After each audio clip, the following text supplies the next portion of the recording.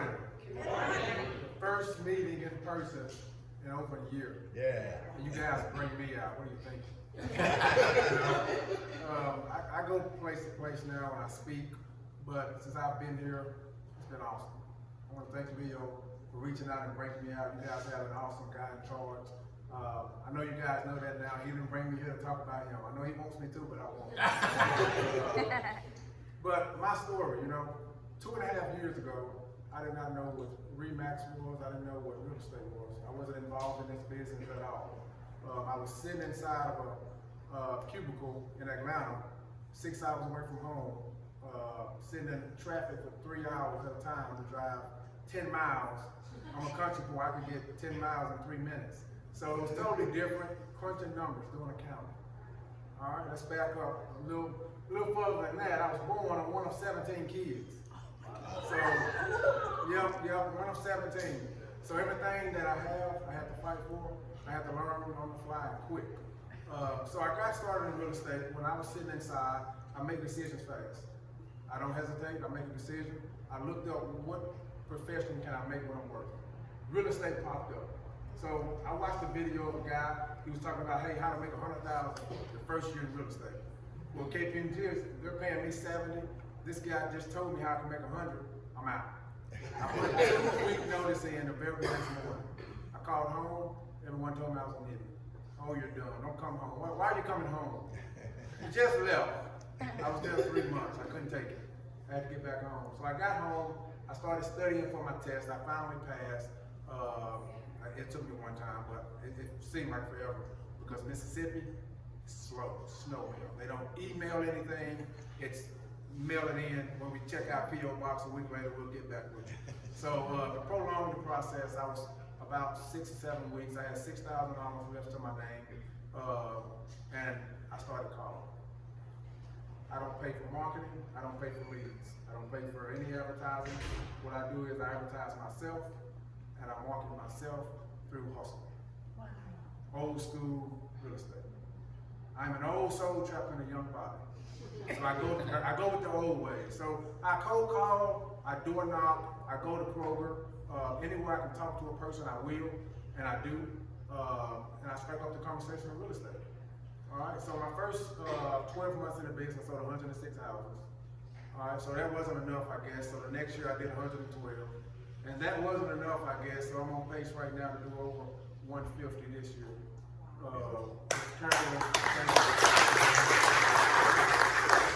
Thank you. But it's all hustle. I wake up every single day on a set schedule. And every day I wake up, I have a Lions mentality. See, with RE/MAX, we can be one of two things. If you agree with me, raise your hands. We're the largest brand, right? Yeah. Yeah, so we can be an elephant. But we're the baddest brand as well. So we can be a lion. But every day we get to wake up and decide, which animal will we be? Will you wake up and be a lion or an elephant? And the difference is this. A lion might be the biggest, but the elephant might be the biggest, but the lion is the baddest. And for one reason. When an elephant sees a lion, the elephant thinks run, hide. But when a lion sees an elephant, he thinks hungry. This is dinner, I have to eat. And with this brand, we have so many opportunities to be one of the other. Why not choose every day you wake up to be a lion? Every day you wake up, why not get out? Why not beat the competition to the mark? Why not, when your alarm goes off versus snoozing it, you jump up? When my alarm goes off, I jump up, I drink a bottle of water. I don't snooze. I got 4 alarms set right back to back to back to back. And the morning times, you think I'm trying to make a music video, because it's just going off. Boom, boom, boom. So I wake up, and it's the same routine every day. I kind of take some time to myself. Today I woke up at 2:30, your time. I've been up almost 5 hours, 6 hours now. So how much time do you think I have on you guys in your market if I was here to say, hey, I'm gonna work here? This is gonna be my market. If I'm waking up at 2:30, you're waking up at 7, 6, 5. Because I'm already thinking of what my game plan is for the day. I'm not telling you to wake up at 2:30. The only reason I woke up at 2:30 is because it's 4 o'clock back where I'm from, and that's what time I normally wake up. But we have to try to figure out a schedule that works best for you to make you maximize your 24 hours every single day. All right, so cold calling. I try to hit 5 points every time I call. All right, I ask for the person, I introduce myself, I give back to the time, I neutralize the conversation, then I get to the point. If you have a fear of cold calling, I would ask you why. Can someone raise their hand and tell me what your fear is of cold calling? Is it illegal in California to cold call? It's not. How many folks cold call? 3 hands. How often do you cold call? Every day, 5 times a week. How many contacts are you hitting? 40 per day. Okay? My first 30 days in the business, I talked to over 6,000 people. And I was committed to talking to more people in my market than everyone else. Because that's the name of the game. It's not about how much money you can spend on leads and advertising. It's about how many conversations you can have with folks that you can make laugh and they feel like they've known you forever. And if you can do that time and time and time again, your business will be successful. And I've proven that. I've proven that a brand new agent with no knowledge at all about real estate can come in and sell 106 houses. I told our owner Sammy Knight, the first day I got my license, hey, I'm gonna do 500 grand my first year. He almost shot me silly. And he's a big guy, so I'd probably still be down. But here's the thing is, I believe in myself. I don't look out to others and say, hey, what do you think I should do? What do you think I can do? No, I tell myself what I'm gonna do, and I do it. And you guys are in control of what you do at the end of the day. The business that you go out and find, you're in control of. The business that you lose every day, you're in control of. Because make no mistake about it, we're losing more than we're getting. I get told no more than I will ever be told yes. But the thing is, it only takes one yes to make all those no's work. So why are you fighting for that yes? What can you do differently today to go out and get one yes? Will you hand out 50 business cards to brand new strangers? Can you go to that Walmart that's right there by your office and walk on a grape aisle? And if they pick up green grapes, you pick up the purple ones and make a conversation out of it? If they're picking up mayonnaise, you picking up mustard, can you make a conversation out of it? Those are the little small things that we have to start doing and thinking that the human-to-human communication and interaction is what drives our business. It's not leads. It's not advertising. It's one-on-one conversations. All right? So now door knocking. By now you're probably thinking what most folks think, oh, this little cocky guy. Because I've been told that. But I tell folks all the time, I was always told growing up, you have to be so confident that folks confuse it with you being cocky. Because I tell folks what I do all the time. You know what I'm doing. That's the name of the game. You have to go out and do it. You have to be a doer. You have to go out and be able to reach your hand out and someone will shake it and it feels totally normal. Even with COVID. A lot of folks using COVID as an excuse. I was still knocking doors with COVID. I could just put a mask on. It was that simple. And the folks who don't want to be around you, don't be around you. Because here's one thing that's for sure. There's a set amount of people in this world that'll only work with you. You just have to find them. They're not gonna find you. You have to go out and find them. So what we have to do, wake up every morning, put our boots on, and get to work. Every day, there's no excuse. You guys are in a larger market. I heard Bridget say the other night, you guys had 15,000 houses to sell. 15,000 in your market. So, but she's also said you have 30,000 some agents. It's kind of 2 to 1.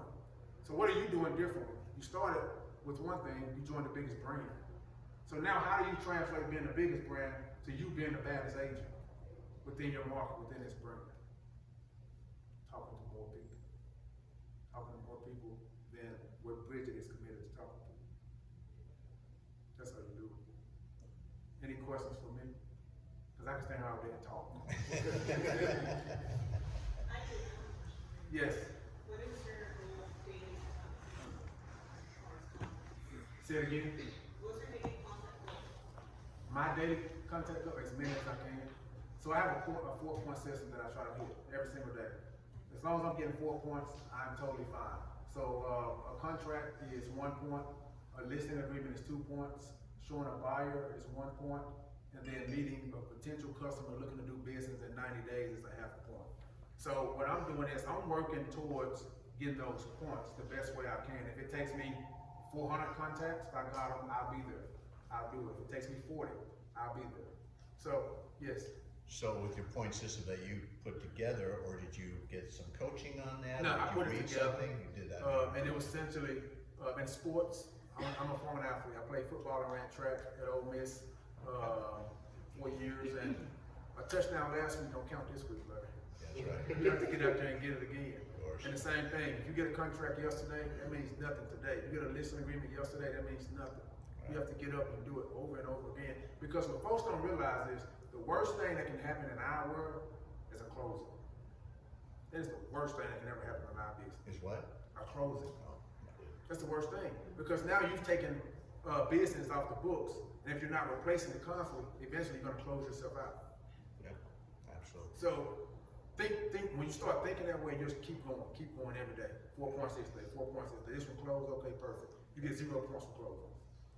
So they building anything new out there in Mississippi where I can get like an 8 cap rate on an apartment building? 8 is easy. 8 is easy? Yeah. We'll talk Most about folks out in Mississippi and Memphis, they're looking for anywhere from 10 to 12. So you can get 8 easy. Okay. Yep. I'm looking to buy a couple buildings. We can talk. He was a good agent. You're ready. We can talk. That's the point. It's not, well, it's a half of one.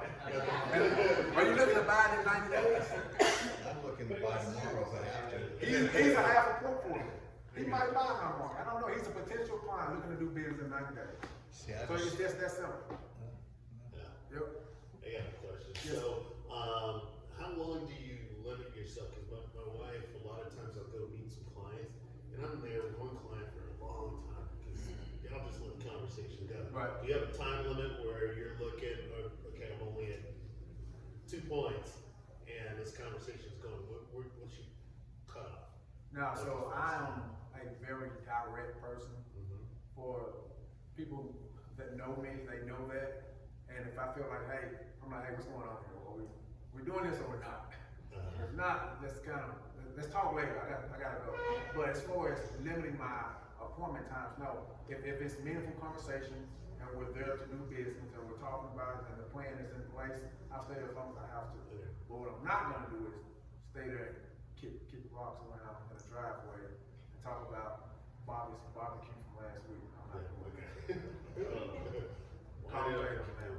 I've got a question for you. Yes. Are you more of a buyer's agent or a listing agent? So I'm a seller's agent. Seller's agent. Right now, I'm not working with really any buyers, to be honest with you. Okay. Simply because in our market, you're having to, offer $30,000, $40,000, $50,000 over houses. And I know in your market it's nothing, but when your average price point is $190,000, $40,000, $50,000 over asking is a lot.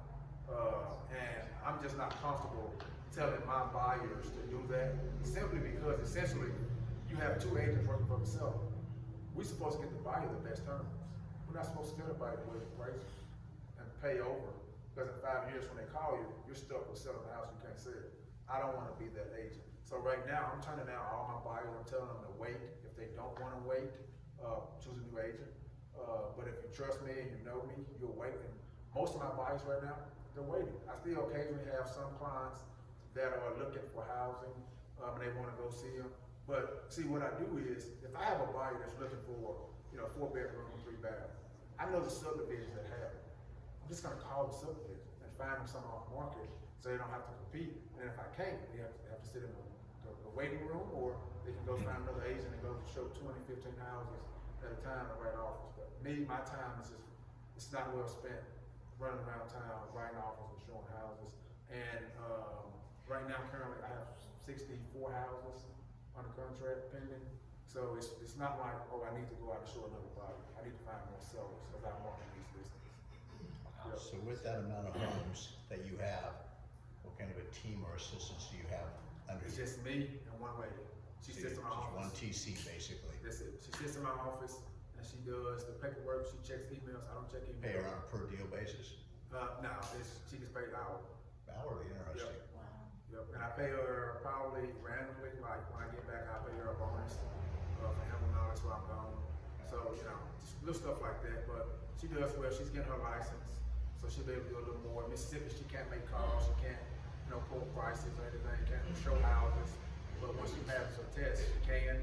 and she'll start to do more, and then I bring someone else in to take her role, and let her kind of transition, I guess, into a buyer's agent, showing agent, but I still pay her hours. At what point did you, in your business starting out, decide I need an assistant? How early on was that in your career? So keep in mind, I'm very green to the business. I was dumb. I didn't know crap. I just knew how to go out and talk to people and kind of get it done that way. But I was probably 106 deals in Oh, okay. before somebody was like, dude, you need to get an assistant. What do you need an assistant for? Well, you do this stuff, I perfect hire an assistant. And what I did was, I went through a process where, like I said, I'm very boom, boom, boom. I told everybody who wanted to apply to send me a 1-minute video, and every single video that was 1 minute and 1 second, I did not watch. And every video that was less than a minute, when you pull it up, I did not watch. I only watched the 3 that sent 1-minute videos and explaining themselves and talking. And I hired one of those ladies. Out of those 3, I had 15 now. But like I said, if it wasn't a minute on the dot, right. It's very precise. So what were some of the creative ways that, when you first started out, that you were coming up with to generate business right out of the gates? Not having anything in the background, no Right. experience, no past sales. So going to Kroger, and then I would go to the same subdivisions around that Kroger. So what I would do in there is, it gave me an idea. Kroger called me, and they called all these agents. Oh, you want to put your face on a basket? I'll pay $1,000 a month. and I'm like, so you telling me put my face on the basket? They're gonna push the basket. They're gonna see me. They might call. I say, I don't need that. I'm gonna come to your grocery store. I'm gonna get me a basket like I'm grocery shopping and just talk to people. Thanks for the idea. But that happened, and then I started to go to subdivisions. I would knock a door. Then I would go to Kroger and kind of pass out business cards. And the same folks started to see me over and over. Then I would call the subdivision. So now my name is kind of out there. I'm like, dang, you're working hard. But here's the thing: you do a great job for one person, they'll start talking. They'll start talking. And it got to the point where, my first month I only had 1 deal, but by month 3 I had 10, then 10, and it just kind of rolled from there. But it was from calling. I never stopped calling, never stopped door knocking, never stopped going out meeting folks, never stopped asking for the business. I asked everybody for the business. If one of my clients sell a house with me or buy a house, I ask them probably 10 times within that transaction, hey, you have anybody else looking? Hey, call your uncle, see if you want to buy a house. I'm always, and they know that about me, so. So with the subdivisions that you are working and going after, which is we call farming. Yeah. So how many of those are you doing, say, how many homes per se, because there's only a limit to what you can spread yourself so thin. Correct. So what I do is I have a schedule, and I have 3 items on my schedule every day, and it tells me it doesn't have a time. So the first thing might be make 100 calls, study the market, go to a location, pass out 50 business cards. Like it just tells me what to do. So on my given day, I might have it to where I have to go meet 200 people in public. So I have to pass out 200 business cards. So I go to subdivisions, I go to Kroger. But you're repeating those subdivisions, aren't you? Yeah, I go to the same ones, but here's the thing, my market isn't, as large as you guys. So it's like a 20-mile radius. So I go to different subdivisions, but within that same area. Got it. And I'm talking to these folks, and most of these folks are cousins, dating cousins. And what Mississippi we talking about, man? It's weird stuff. I talk to one cousin, and they might call the other cousin and say, hey, this realtor came by, I know y'all were looking to sell a house, here's his card. But I tell folks, so when you call me, you get me. And I'm privileged now to be able to tell folks, I sell more houses than any other agent in this market, and it's just me. Who do you want to sell your house? I don't have to sell your house. I want to sell your house. I'm going to negotiate hard for you, but I'm not in that position to where I'm going to have you taking less because I just want to get the deal done and closed out. And that's been a benefit for them when I go talk to them. When I go door knock, I'm not asking them for anything. I type my letter up about this subdivision, and I just go and I say, hey, I'm just in a subdivision, meet some homeowners today. If there's anything in the world I can ever do for you guys, just let me know. On to the next. So along with that and door knocking, they're seeing you regularly, are you doing any neighborhood type events? other than parking my Because you're not truck. spending any money on baskets and all that. Nah, parking my trucks in different locations, it's kind of, my thing is I want to be in multiple places at one time. Gotcha. So I park my truck at Kroger, then I park one at Walmart, then I park one at a new construction site. The new construction sites is where most of the money happens, really, to be honest with you. Because you get folks riding through there all day long, just looking at these new houses, looking at them. And normally they call a listing agent, but now when my truck's sitting in the subdivision, they So call me. you've got 3 trucks at different locations. Different with your locations. information on it. Correct. Interesting. Are they like U-Haul trucks or? They're moving trucks. Oh, okay. So your stuff is on there. My stuff is on There you there. are. Yep. And And it's, you're not having a problem with the subdivision, the new construction, so well, you get your I truck do. out of there. I do. So they would call me and they'd be like, hey, we just rolled by your truck. I said, can you move? I said, oh, I got it. I just moved to another subdivision. Wait for them to call me. And then it'll probably be a month before I can put it back in the other subdivision. Anyway, I'm like, hey, I'm not really showing houses. I don't leave it there, but maybe a day or so. But until they call me. When they call me, I go. That's a strong investment. Yes, Yeah. yes, it was. Interesting. Ask for forgiveness, not permission. Correct. Yeah, without a doubt, without a doubt. Hey, Q, can you tell us a little bit about your listing presentation and then also like commission negotiating? Yep. So I don't have a listing presentation. I go in with literally nothing. And either they're gonna say, hey, we're gonna sell with you, or no, we're not gonna sell with you. I just had a lady yesterday on the phone where we've talked a couple times and she committed to me over the phone. That's all I want. When I get back tomorrow, I go meet her, she can sign the papers thing. You know, so my listing presentation is, I walk in, I ask them to show me their house. They walk me through it one time. We're talking, I'm looking at the photos. Okay, she got kids, okay. Her son plays baseball, okay. Daughter, surely that's expensive. My daughter won't do that. Then I'm building this story, so now when it's my turn, I say, okay, hey, you just walk me through it. I pointed out X, Y, Z. Let me walk you through your houses if you're the agent and I'm the seller now. And I point it out, and I sell their house to them right then and there, and I tell them, hey, if you want me to sell it, I can sell this property. And then somehow I go in and I tell them, for what you want, I can't sell this house. This is where I would be to sell your house if you want to work perfect, and then some of them go with other people because of it. But I tell them, hey, I can sell this house at this price, easy. I can have my photographer here Thursday at 3 o'clock. Does that work for you? You know, I include myself throughout the entire process. And like when we're walking back through the house, I say, you know, Johnny here plays baseball, you know, I play football and Ole Miss, trying to get a relation going and say, oh, really?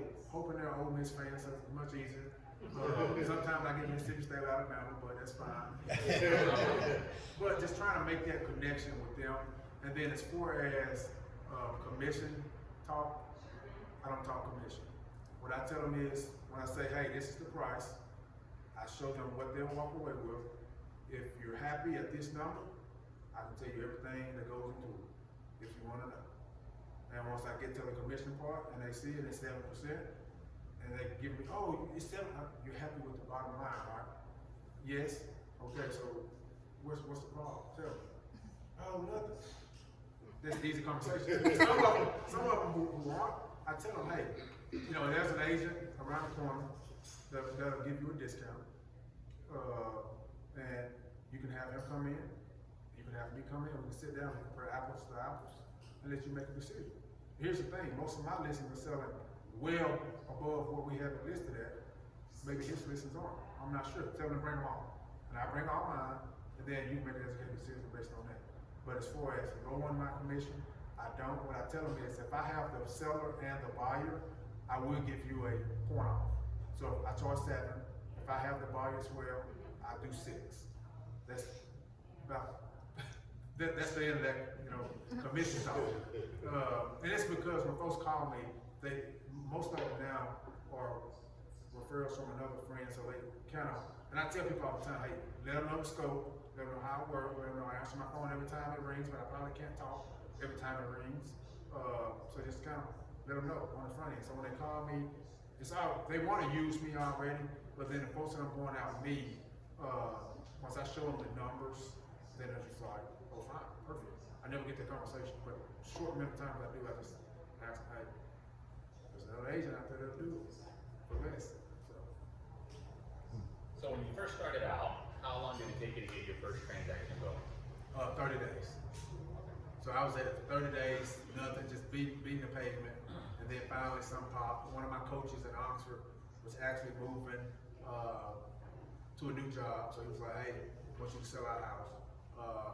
Actually, on my first day, I kind of got screwed because I let an older agent, well, not to say older, but she's older than me, but more experienced agent, kind of help me, not knowing that she was expecting to take 50-50. I was like, okay, I get it. But after that, I don't need help. I figured this thing out. But it was 30 days. Yep. So what was your biggest struggle starting out? What was your major hurdle that you had to overcome?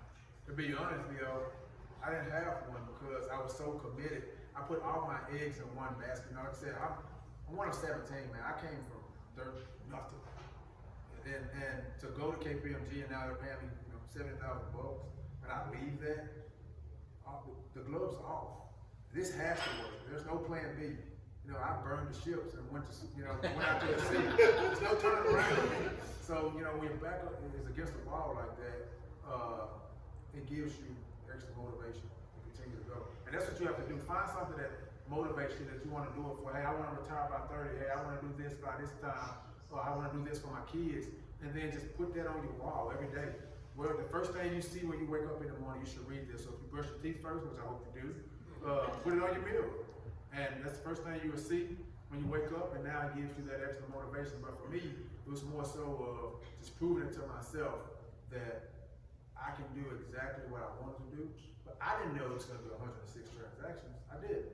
What I knew to do is every day get up and do the same thing over and over and over again and do it simple.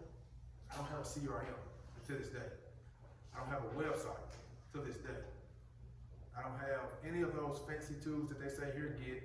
I don't have Boomtown. I don't have Sierra. I don't have any of that. What I have is this iPhone that rings and I answer it and I store your contact and I go back in it when I want to talk to you and search A through Z in my phone. I call everybody A through Z, check on them, and that's just my system in my head. So you're not getting any testimonials from people either, or are you posting them somewhere? I'm not, to be honest with you. Okay. Most folks follow my Facebook business page. Okay. In my area, I have the most clicks on my Facebook business So that's page what than you're any other. Got it. Right. So I always tell folks, hey, follow me on Facebook. I'm new to Instagram, so I'm not sure how to work that. But follow me on Facebook. Follow my Facebook business page, and then I post a lot. So I do a lot of interactions on social media, as far as not posting a whole lot, but I like everything that other Are folks you post. using the back end of Remax for that? Because they also do stuff for you. I didn't know that was even a thing. What I do is I just go down my friends list. When they post something, I put laughy faces. I put the fire, all these crazy emojis. Because here's the thing. But now when I post, I show up first because I'm interacting with their posts. Absolutely. And that's it. Right. That's very important. Yep. So you had a family and 16 siblings, all said you were crazy coming home and don't do Oh, that. yeah. So now are all 16 getting their licenses? No, they all want to get their license, or they don't want to get the license. They just want to. They want to ride your coattails. There we go. My sister, she's kind of funny. She texted us all in a group message, and she was like, "Hey, let's start a business." All of a sudden. Hey, let's start a business. I said, "What business you want to start, and what are you gonna do?" You was like, "Oh, I was thinking you was gonna tell us what we needed to do." No, that's not how this works. They charge for that. That's a Right. consulting fee. Right, but the thing is, I'm motivating them to kind of think different. Like I said, I'm the first person in my family, not just brothers, sisters, but my entire family to graduate college from a four-year university. Good job. Yep. So it's just now, but now after me, all of my brothers have went after me, my sisters have went, my cousins have went. So it started that trend, and they Blazing look the trail there. Correct. So Good job, man. it's been-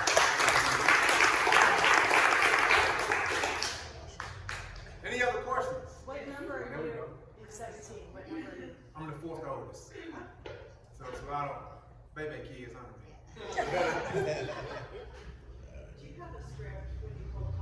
I do. Okay. You wanna share it? Sure. Who wants to be a caller? Someone who's gonna give me a hard time. Gladys. Gladys. I'll be your seller. Seller? Okay. Hey, am I speaking with Gladys? Is she? Gladys, Quintavius over at Remax. I catch you at a bad time? Yeah, I'm going to the right now. What can I do for you? Yeah. Is this now a good time for you going to a meeting? I'm going to the meeting. Okay, can I call you back later or? Make it quick. Got it. I see you got a house at 123 Main Street. You guys thought about potentially upsizing, downsizing the house, kind of moving on from it? You know what? I've been here for quite a while. We don't have any plans of moving. You don't have any points of moving? Any plans of moving anytime soon. Got it. You have kids? Yeah, we have some kids. So when they leave the nest, are you gonna downsize or you gonna keep the same house? We haven't thought about it. We might give it to them. We don't know. Got it. Do you have an agent in this area? I'm sorry? Do you have an agent in this area? I know a couple of them, but not necessarily one preference. Got it. So do you mind if I text you over my business card and let's say 5-10 years from now, you think about selling it, give me a call? And I can send them the business card. But here's the thing, she don't fit my box. Yeah. So I never call her again. I move on to the next person. You were easy that time. Give me the hard, Alright. but you know, be real about it. Alright? Okay, let's do another one. You ready? Yeah. Alright. Hey, my sweet Gladys. Is she? Gladys, how you doing? It's Quintavius over at Remax. Did I catch you at a bad time? Hey, Dennis, what can I do for you? Hey, nothing much. You know, Ole Miss plays Alabama this weekend in baseball. You a baseball fan? Oh, I love baseball. My kids are in baseball. Who's your team? So what's up? Ole Miss will beat them like a drum. But look, I don't want to take up too much of your time. I see you have a house here at 123 Main Street. Have you guys thought about kind of upsizing that house or downsizing potentially as a family? You know what? Me and my husband had about a couple weeks back, and we actually, yes, we have been thinking about moving. Y'all bought it a couple weeks ago? No, we've been thinking about moving. Got it. Do you have an agent that you're going to use in time? No, not really. So my schedule is open Thursday. You guys have any time on Thursday to kind of meet, talk about the process, tell me what you know, what you don't know? You know what? Let me talk to my husband first. Do you have a contact number? Yes, what I do is I'll send you a photo of my business card, and then whenever you have an opportunity to talk to your husband, give me a call. Okay. I will put her in my contacts, save her number, because now she fits my box half a point within 90 days, and then I will follow up with her every 7 to 10 days. And I put it in my calendar, it reminds me to do it. I just shoot her a text, hey, just checking in on you guys, I know you're gonna talk to your husband, let me know exactly, how you guys wanna proceed. Next week, hey, just checking in on everybody, make sure everything's all right. We haven't talked in a week or so, call me if you need. Just little stuff like that, over and over and over again. So, this time you're not yourself. So I'm calling you, you know what, you are yourself. Hey, my name was Shelby. No, this is not. Wrong number. Wow, it's not Shelby. Is this the owner of 123 Main Street? No, I'm a rancher here. You rented, Yes. so you're paying somebody else's mortgage. Buying the house for someone else. Well, basically I was calling the homeowner to see if they wanted to sell this property, but I got you now. So have you thought about buying a house? No, I can't afford it. I'm sorry. But you can afford rent. I have to live somewhere. Yeah, so why not live in your house? Because right now you're paying a mortgage one way or another. It's just not yours. So what I can do is I can give you some education on what we need to do to get you to that point where you can buy, so you can start paying money towards something that you own. When is a good time for us to sit down and talk? Just shoot me a text, send me your information. I do. Better yet, what I do is I send you a list of lenders. I send you about 6 of them. Call any of them. Yep, I send you about 6. Call any of them, and just tell them Q told you to call, and can I get the process started? How's that sound? Okay, sounds great. Perfect. I text them over the 6 lenders. I have them all already saved a text message. I click it, copy it, send it to her, done. Because if it's sick, we can't just say, oh, call this one person. I give them 6 that I use, and I don't use the same person over and over again. Because I don't want all my eggs in one basket. That's when folks go to controlling situations. They want to start paying for stuff, and I don't do that. I don't play that game. Well, if he goes out of business, every deal he has gone. I don't want to have that. So I give him 6 different options. Call, do your thing. I don't care who you pick. pick somebody off this list, don't pick Quicken Loans, but, and then we kinda go from there. So, every time I try to hit 5 points, and sometimes it gets rushed, but I ask for the person, I introduce myself, I give back to their time, I try to neutralize the conversation with the baseball, thing on this example, and then I get to the point, every time. So, yes, ma'am.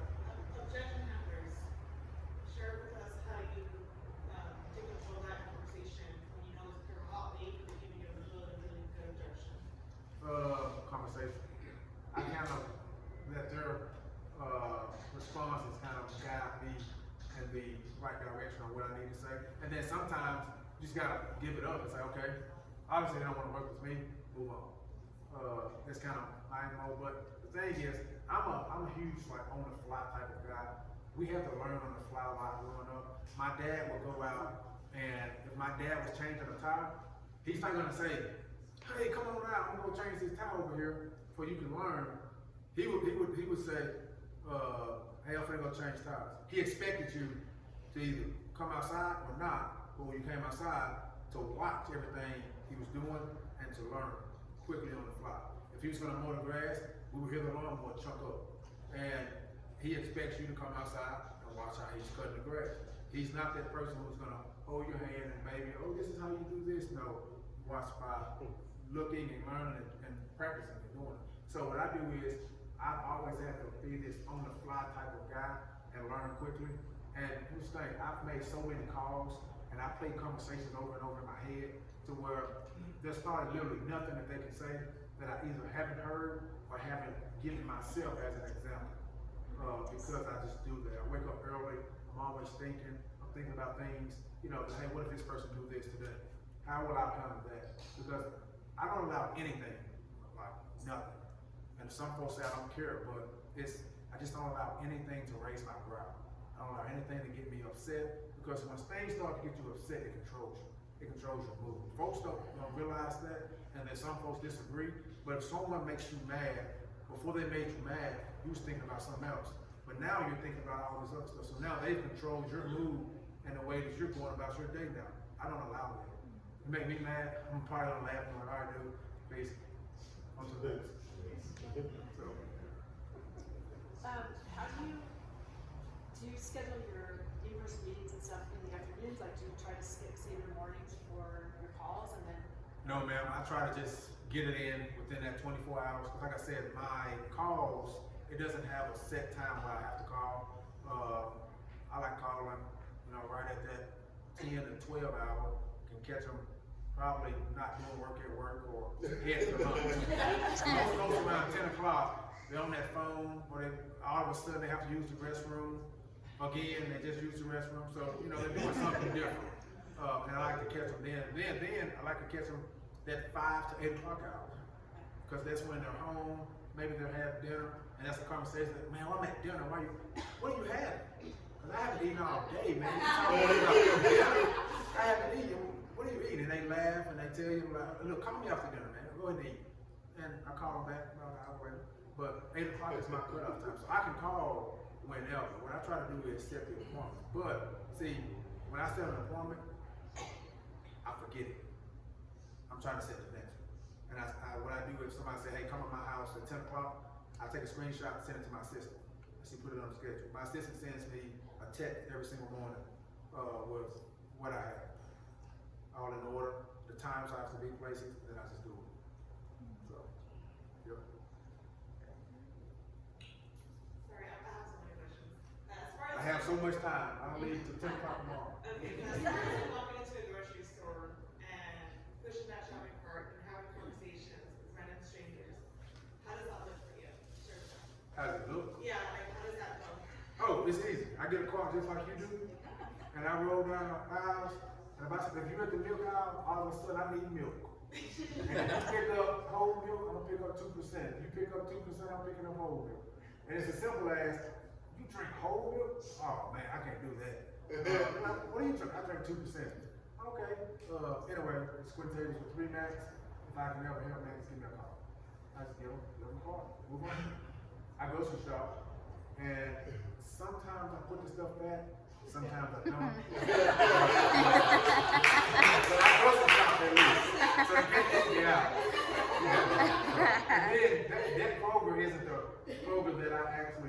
go-to to grocery shop. So it's, they're not like, oh, this guy's here again, he's at it again.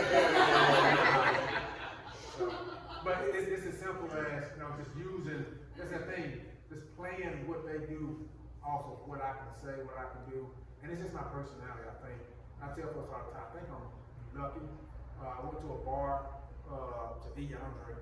Went to a bar the other day to eat, and my phone rings. Every time my phone rings, I answer. Every single time. I don't care if it says spam, unknown, I answer the phone.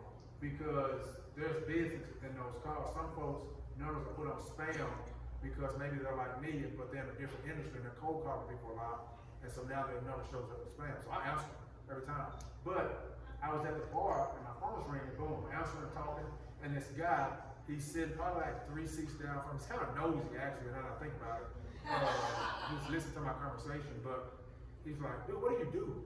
I was like, what do you mean? He's like, your phone is just ringing in my video. I said, I'm a real estate guy, I sell houses.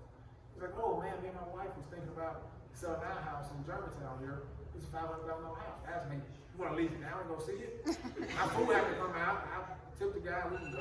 Oh no, we can.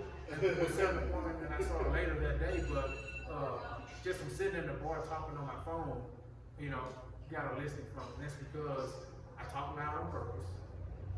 When I go to shop, I'm running into stuff on purpose.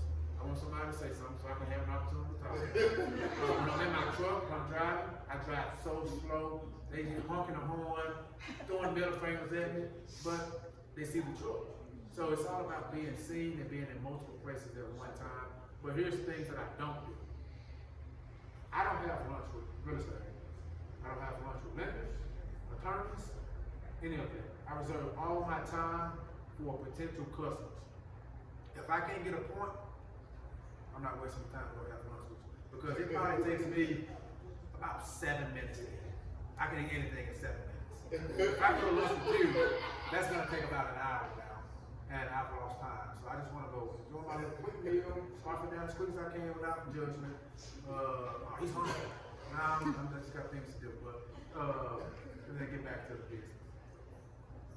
Yes, ma'am. If you call somebody and you get their voicemail, do you leave a message? I do, yes ma'am. Hey, this is Quintavius over at Remax. I'm calling the subdivision over here in Olive Branch, Mississippi.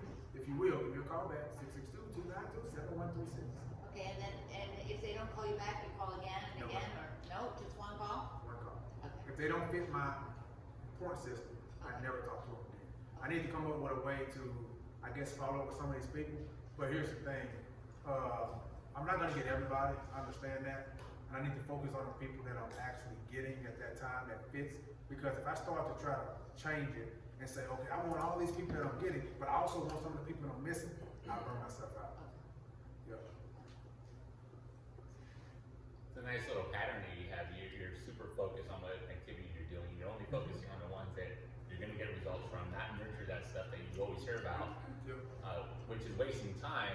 Your strict goal is to obtain those points, Correct. which are gonna lead to your transactions. Correct. I Any have other another questions? question for you. Let's do it. All right, so you mentioned a set schedule, which is very important. Mhm. Share with us how does that look for you on a daily basis?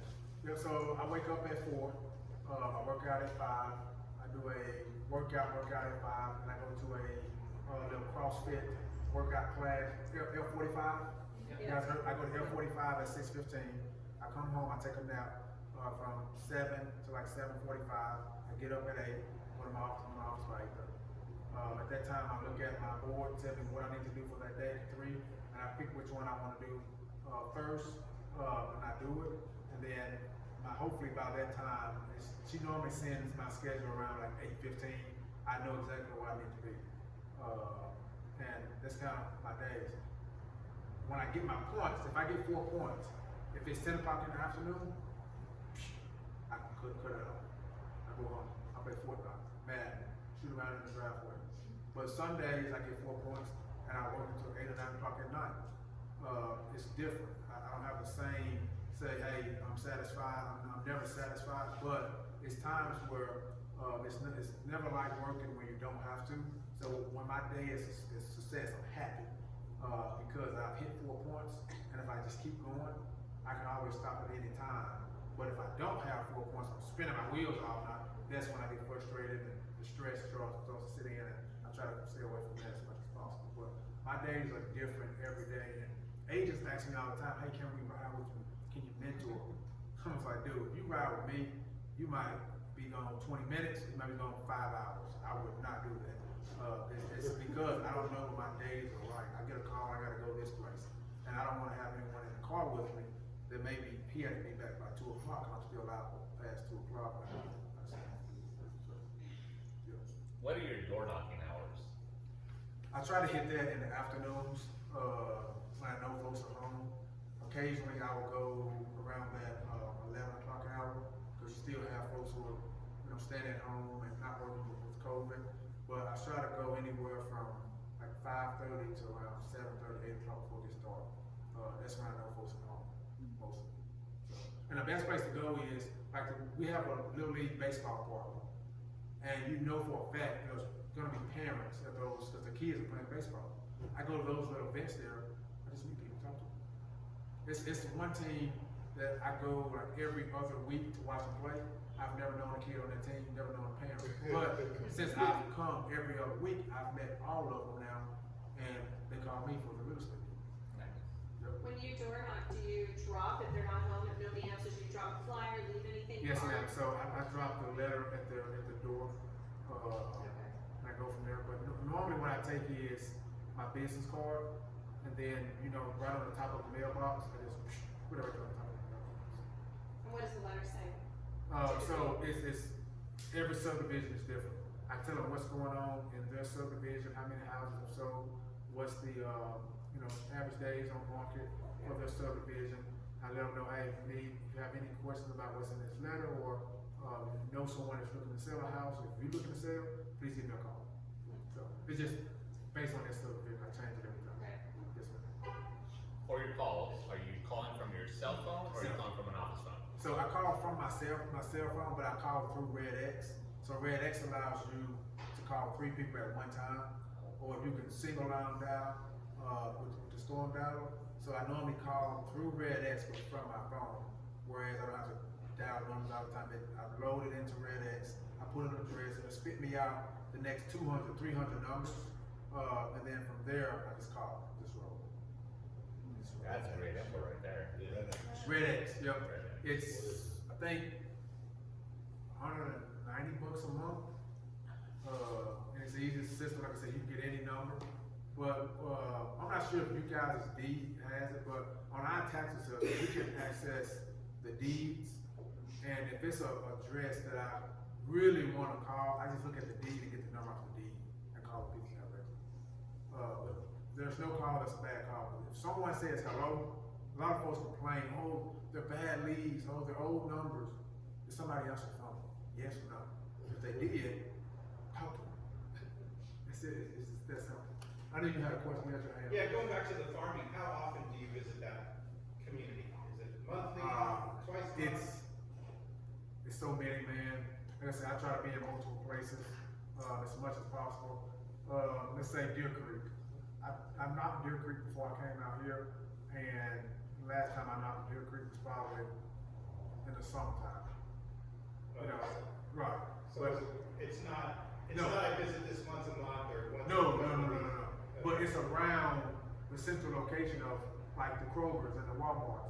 Because I only focus on what I consider in my market deals that can close in 30 days. So, houses 500,000, 600,000, I don't call those people. I call those people who are looking to sell $150,000 house, $200,000 house, maybe $275,000, because they're either going to sell it and upgrade and buy, or they're going to sell it and move off somewhere else. But my thinking is the agent that's doing, I don't take anything under 300. Well, I can sell 2 150s before they sell 1 300. Now I have 2 clients, they have 1. I have 2 people working for me, going out telling other folks about me compared to their 1. So I try to focus on that niche, and I get some of the higher stuff. But my high sell, I was telling somebody, is 600 grand. I've never sold a property over 600,000. And to me, I was happy. So it's one of those things where there's enough business in that lower market to compensate me for not going after the, more expensive property. So his pattern is not to farm specifically to a general tract that's 3,000 homes, it's Right. community. Correct. All of Huntington, he's gonna hit everything all at the same, you Yeah. know, over a period of time. And it's really, if you listen, you're going after just the business itself, so it could be, you know, you're knocking 100 doors or 300 doors, nobody, but you find one person that says, oh, Q, I was thinking about selling my house last night, which is the same concept as what he's doing with regards to the phone calls. Random phone calls, just a list, a database, and just hitting them all, looking for the one that's gonna say yes. Correct. Repetitive. Over Yeah, and over and over, again. so. Yes, ma'am. Can you repeat your 4-point system? over? Yes, ma'am. So 4 points is a contract is worth 4 points. A listing agreement is 2 points. And I know I hear some folks call contracts listing agreements. So basically putting a deal in escrow is 4 points. Oh, Alright, listing agreements is 2, showing a buyer a house is 1 point. And then meeting potential customers looking to do business in 90 days is a half a point. Yes, ma'am. Any other questions? All right, let's give a round of applause. I'd like to have a picture with all of us and Q and for social media purposes, you know. So I hope you guys found all this information super helpful. Little nuggets here and there, or take the whole package because it's absolutely worth it. But this literally gives you no excuse. Q, you know, when he started out 24 years old, right? Yes. So no excuses. Whether you're old or young, we can all do the same thing. Literally, nothing else could be left on the table for you. So anyway, have an awesome day. Thank you guys so